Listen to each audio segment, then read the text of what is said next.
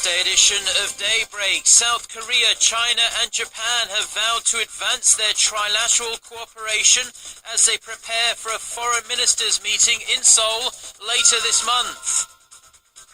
The nominee to be South Korea's next unification minister says he will push for substantive dialogue with North Korea and look into the possibility of sending a special envoy to Pyongyang if it can boost ties.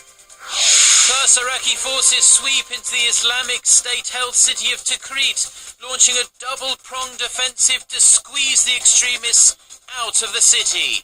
Daybreak begins now. Hello and thanks for joining us, to our viewers around the world. It's 6 a.m. on Thursday, March 12th here in Seoul. I'm Mark Broom and you're tuned in to Daybreak. Our top story this morning, senior diplomats from South Korea, China and Japan met in Seoul on Wednesday to lay the groundwork for a trilateral foreign ministers meeting in the Korean capital next weekend. Hang-Sang reports. Tangled in historical and territorial disputes, senior officials from Korea, China, and Japan met in Seoul on Wednesday in an effort to revive cooperation. Their second meeting in 6 months has added importance, since it comes ahead of the first trilateral foreign ministers meeting since 2012.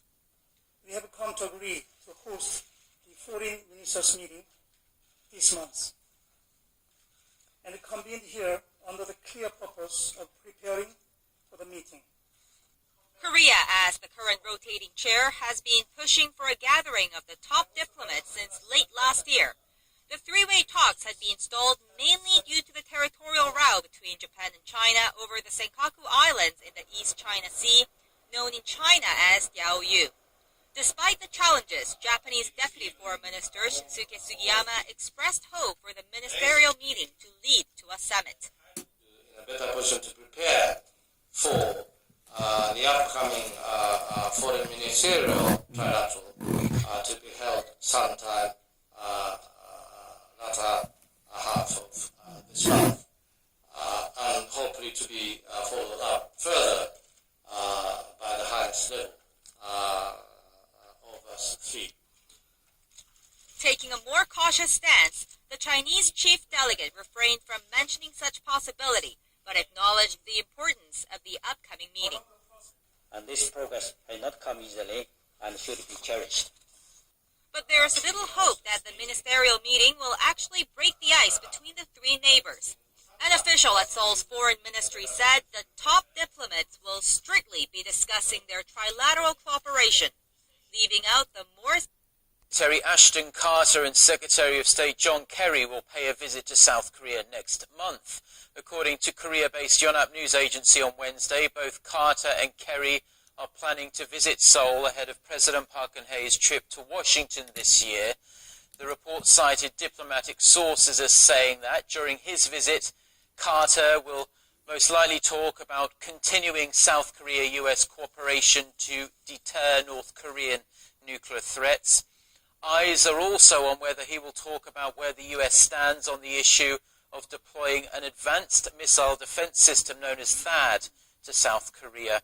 Kerry is also expected to discuss pending issues concerning both Seoul and Washington while he's here.